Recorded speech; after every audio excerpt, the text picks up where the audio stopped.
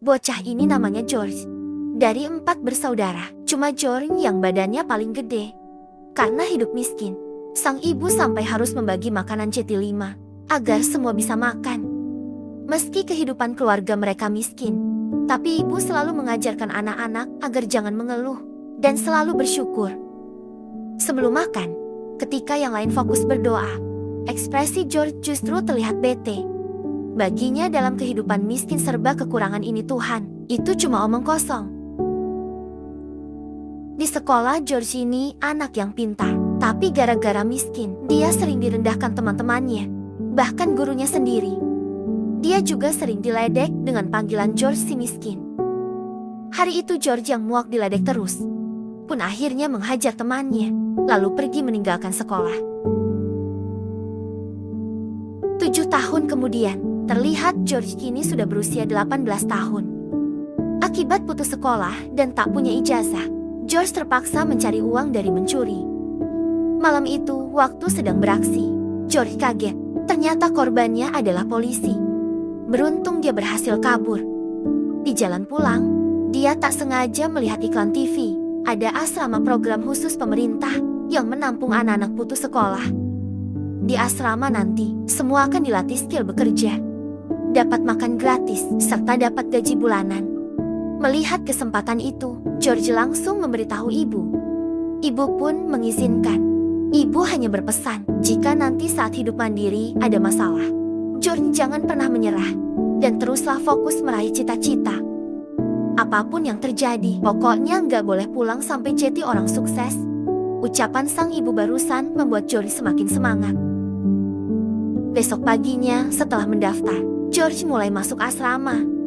Di kamar ketika membuka tas, George sangat senang. Ternyata ibu membelikannya sepatu baru dan selembar kertas pesan motivasi. George pun mulai belajar dengan semangat. Turn that out. When I'm trying to study.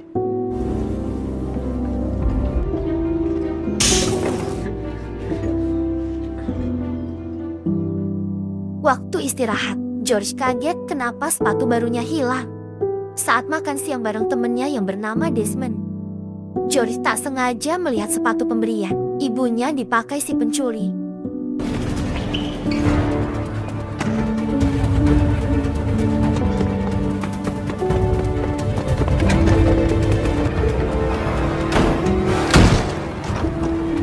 My mama gave me them shoes. Give me up. Beruntung ada petugas bernama Dok datang melerai. Akibat membuat keributan sampai merusak pintu asrama, Dok terpaksa harus memulangkan George. Di mobil waktu mau diantar ke halte bis, George terus memohon agar tak dipulangkan. Ia minta maaf sambil bilang kalau asrama ini adalah satu-satunya harapan yang dia miliki. Mendengar itu, Dok terdiam kasihan. Dok lalu menawarkan, gimana kalau George jadi petinju? Dengan badan dan kekuatan sebesar tadi, Dok yakin suatu saat nanti George pasti bisa jadi atlet tinju sukses. Meski tak mengerti tinju sama sekali, tapi demi tak dipulangkan, George menjawab, mau. Di tempat latihan, setelah memakai perlengkapan tinju, Dok menjelaskan beberapa aturan di dalam ring. Ketika semua siap, George pun memulai latihan pertamanya.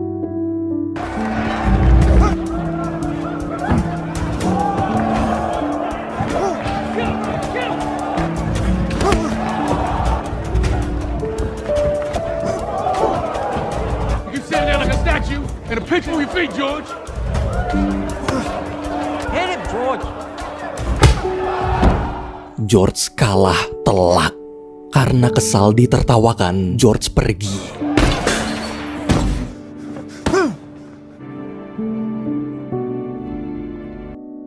Di ruang ganti, melihat kemarahan George, Dad berusaha menenangkan.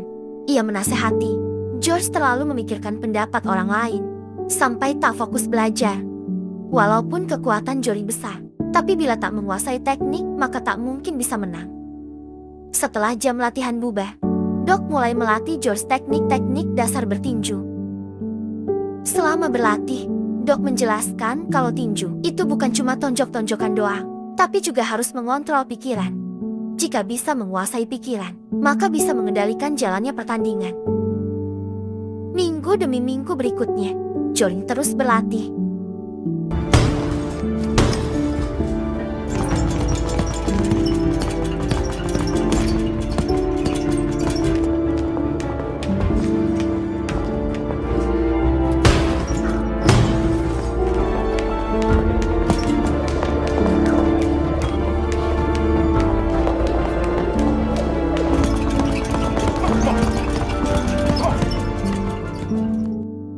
Bulan kemudian saat tanding ulang, gerakan George terlihat jauh lebih baik. 180 derajat. Dengan pukulan keras, dia berhasil menang mudah. Selesai tanding, George menemui Doc dan minta ikut kejuaraan dunia kelas berat. Ia lalu menunjukkan majalah tinju, sambil bilang kalau dia ingin sukses kaya raya, seperti petinju terkenal bernama Joe Frazier.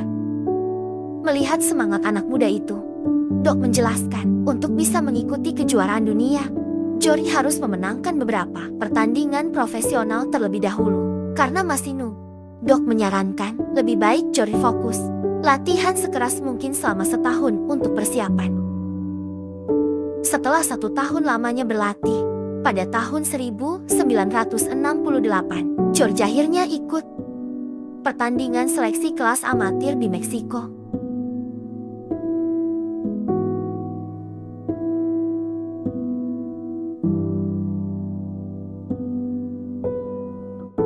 Selama pertandingan, George terus disudutkan pihak lawan.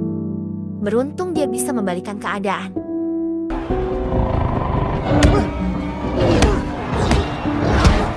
George Foreman. See that? The fighting Foreman is turning. A gold medal in a stunning upset. God help him. He won the gold medal.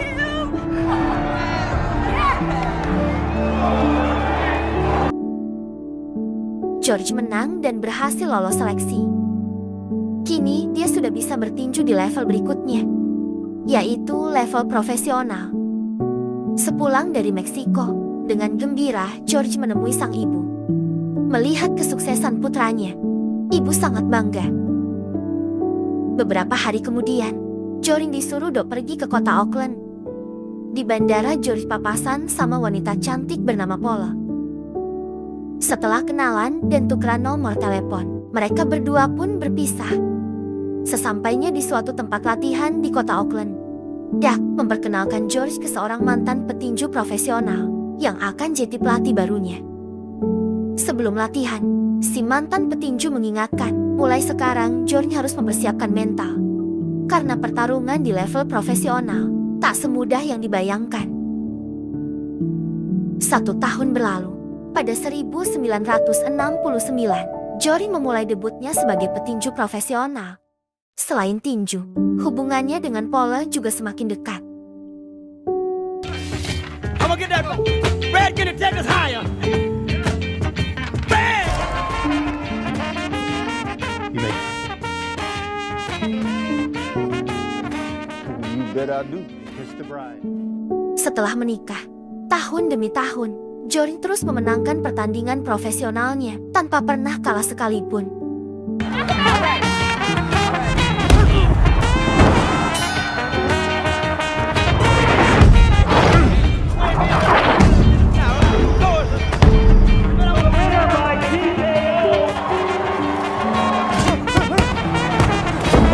Watch this.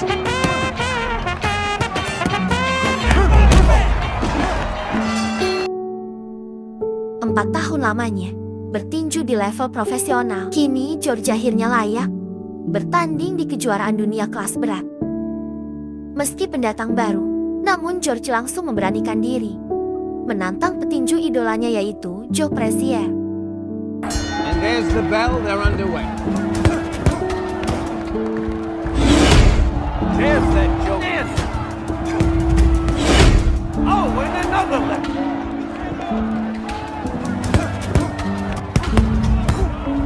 There it is.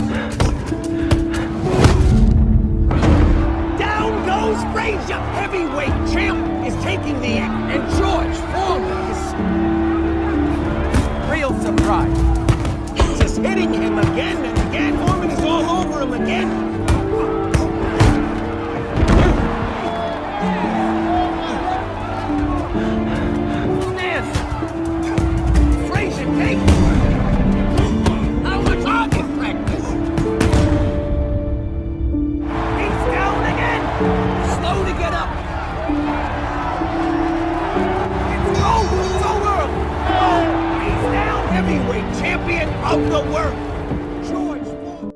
Alhamdulillahnya George menang. Artinya dia telah merebut gelar juara. Joe Frazier untuk merayakan kemenangan. Malamnya George mengadakan pesta. Di acara pesta, teman lama George waktu di asrama, yaitu Desmond juga hadir memberi selamat. Melihat kesuksesan sahabatnya, Desmond sangat bangga. Karena sekarang udah kaya, George minta Desmond jadi asisten pribadi sekaligus akuntan untuk mengurus keuangannya. Mendengar tawaran itu Desmond mau. Pagi hari, waktu baru selesai mandi, Jory melihat di TV. Ada seorang petinju kelas berat bernama Muhammad Ali sedang wawancara. Ali di situ terus mengomentari teknik tinju George sambil menantangnya berduel. Mendengar provokasi Ali, Jory merasa tertantang. Siang hari di rumah, Jory mengundang ibu dan saudaranya untuk merayakan ulang tahun putri kecilnya. Selama acara, mereka semua tertawa bersama menikmati makanan. Mereka gembira. Dulu untuk makan aja, satu roti harus dibagi berlima. Tapi sekarang makanan sudah berlimpah. Namun di tengah kebahagiaan, Paula justru terlihat sedih. Semenjak sukses dan bergelimang harta, ia merasa akhir-akhir ini suaminya berubah. George terlihat sudah tak mencintai Paula lagi. Selesai acara, karena lelah dengan sikap George, suami istri itu pun ribut besar. Hingga akhirnya Paula minta cerai. 1 tahun kemudian, pada tahun 1974, George menerima tantangan Muhammad Ali. Malam hari ketika semua siap, Big Mac, pertandingan antara George melawan Muhammad Ali pun dimulai.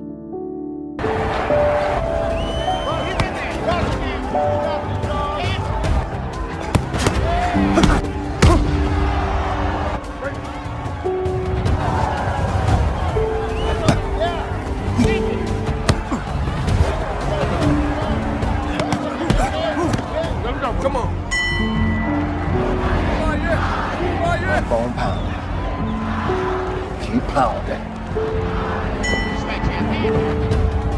That ring.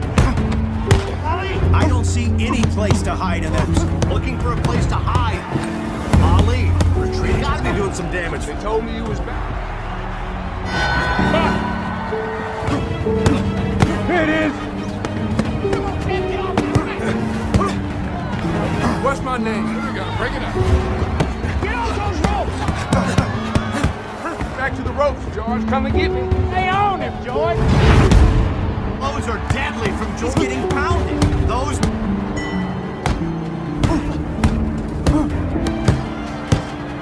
George, let me see something.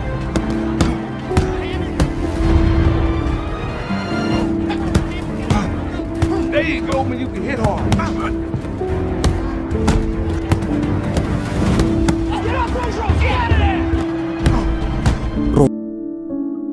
Ronde demi ronde, George selalu berusaha menyerang Ali. Tapi karena terus-menerus menyerang, staminanya habis. Di ronde ke-8, melihat pukulan George semakin melemah, Ali pun menyerang balik. Foreman looks tired. Big right hand. My turn.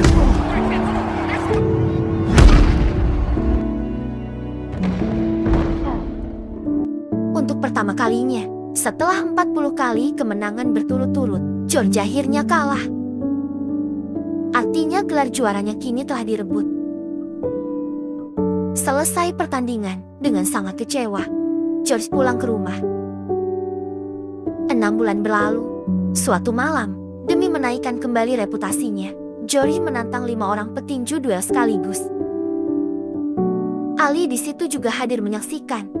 Namun meski George mengalahkan lawan-lawannya, para penonton justru bersorak memanggil-manggil nama Ali. Karena emosi, George menantang duel ulang, tapi Ali menolak. Di ruang ganti, melihat muridnya frustasi, Doc mencoba menemani. Tak lama kemudian, George dapat surat yang mengabarkan kalau sekarang adik perempuannya sedang melahirkan, tapi kondisinya kritis. George pun bergegas ke rumah sakit. Di rumah sakit, setelah mendengar cerita ibu tentang kondisi adiknya, George syok. Satu-satunya harapan hanyalah keajaiban Tuhan. Di tengah kesedihan, George berlutut. Untuk pertama kali dalam hidupnya, Jorin berdoa.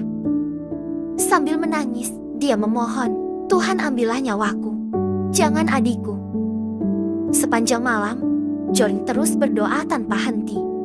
Hingga pagi harinya, ketika terbangun, sang ibu memberitahu kalau adik dan bayinya berhasil selamat. Mendengar kalimat itu, Jorin seakan tak percaya. Ternyata Tuhan benar-benar ada. Tuhan benar-benar mengabulkan doanya.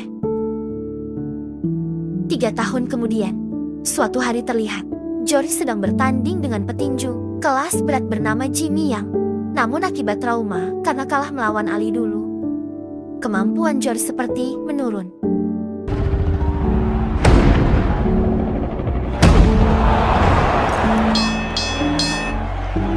Let's go. All right. Jorin kalah. Di ruang ganti, saat sedang frustasi, tiba-tiba tubuhnya terasa aneh. Di tengah kebingungan, George seperti mendengar ada suara misterius, terus memanggil-manggil namanya. Karena tak kuat dengan kejadian spiritual yang sedang dialami, Jorin pun pingsan. Ketika sadar, lagi-lagi tubuhnya terasa aneh. Rasanya seakan seperti baru terlahir kembali.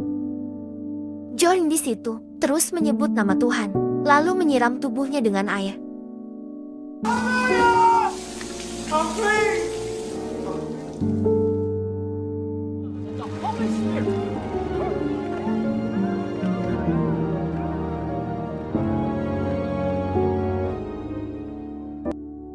Semenjak kejadian itu, Jorin jadi rajin beribadah. Hingga suatu hari, setelah menetapkan hati, tiba-tiba Jorin memberitahu Dok kalau dia ingin pensiun dari dunia tinju. Dia ingin menjadi pendakwah dan mengabdikan dirinya di jalan Tuhan. Mendengar keputusan mengejutkan itu, dengan kecewa Dok pergi. Beberapa hari kemudian, terlihat Jorin sedang berdakwah di pinggir jalan. Selesai dakwah, dia bertemu dan berkenalan dengan seorang wanita cantik bernama Mary.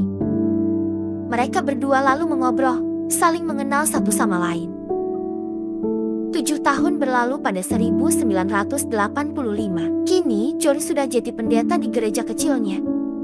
Ia dan Mary juga sudah menikah serta punya 2 anak. Suatu pagi di rumah, ketika sedang menonton TV, ada berita tentang 2 bocah ketangkap polisi gara-gara mencuri. Melihat berita itu, Jorin teringat kenangan masa kecilnya dulu. Ia pun berencana membuka tempat olahraga untuk mendidik anak-anak jalanan miskin. Minggu depannya, setelah mensurvei lokasi gedung bersama Desmond, George langsung membelinya. Bro, make sure they're not.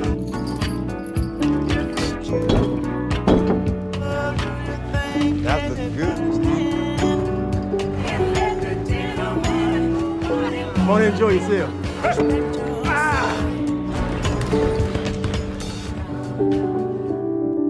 Namun beberapa bulan berjalan, mendadak listrik mati. Ketika diperiksa, George kaget. Ternyata selama ini dia tak pernah membayar listrik. Karena merasa ada yang gak beres, dia pergi ke bank untuk memeriksa laporan keuangan. Petugas bank di situ memberitahu kalau seluruh uang tabungan sudah habis. Bahkan sekarang George punya hutang di bank. Mendengar itu, Jorin syok. Ia tak menyangka uang hasil kerja kerasnya selama ini hilang. Malamnya George mencari Desmond di bar. Dengan emosi, dia mengejar Desmond lalu bertanya kemana uangnya. Desmond pun minta maaf sambil menjelaskan, semua uang habis gara-gara investasi bodong. Mendengar penjelasan itu, George terdiam lemas. Keesokan harinya, George mencoba menjadi model iklan untuk mencari penghasilan. Ia juga menjual souvenir ke penggemarnya. Tapi saat dihitung-hitung, uang yang dia kumpulkan masih belum cukup untuk melunasi hutang-hutangnya di bank. Besoknya karena tak bisa membayar hutang, pihak bank terpaksa menyita gedung olahraga George. Dari kejauhan, waktu melihat anak-anak jalanan tak bisa berlatih lagi. Hati George terasa perih. Ia lalu menemui Doc. Setelah menceritakan kondisinya, Jory memohon agar Doc mau melatihnya lagi seperti dulu. Melihat keseriusan mantan muridnya, Doc memutus setuju. Tapi dengan syarat, pertama-tama George harus nurunin berat badannya. Mendengar jawaban Doc, George sangat senang.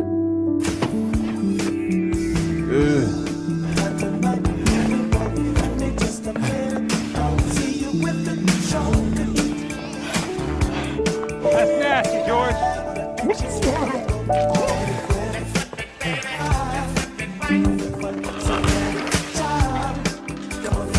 Ready for pancakes? I'm ready.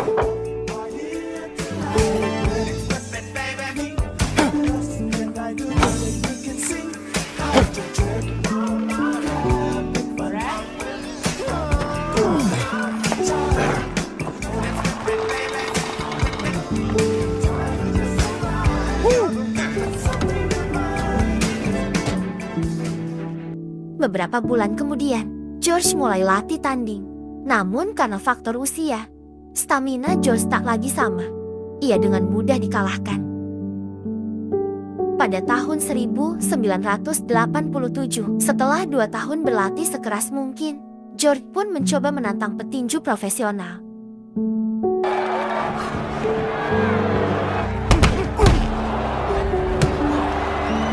Fight me, you want me to go home? Come on. Let's fight. You want to fight?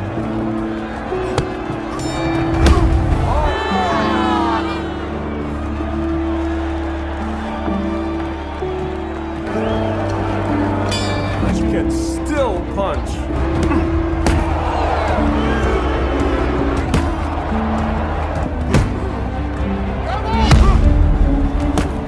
Finish him.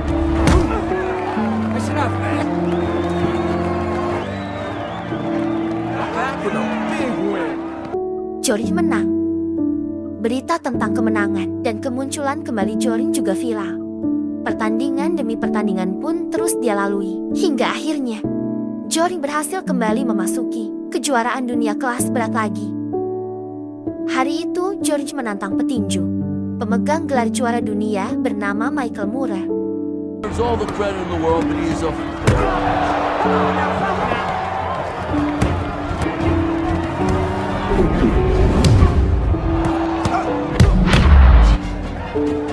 Back with 2 or 3 punches of his own. Every time George lands something significant, Taking a beating, way behind on every. Uppercut by Moore. now he just looks so tired. Selama pertandingan, George terus disudutkan lawan. Di ronde 9 ketika jeda, karena khawatir, Doc mencoba menghentikan pertandingan, tapi George menolak. Dengan tenang, George memberi isyarat kalau dia pasti akan menang. Setelah bel berbunyi, pertandingan pun kembali dilanjutkan.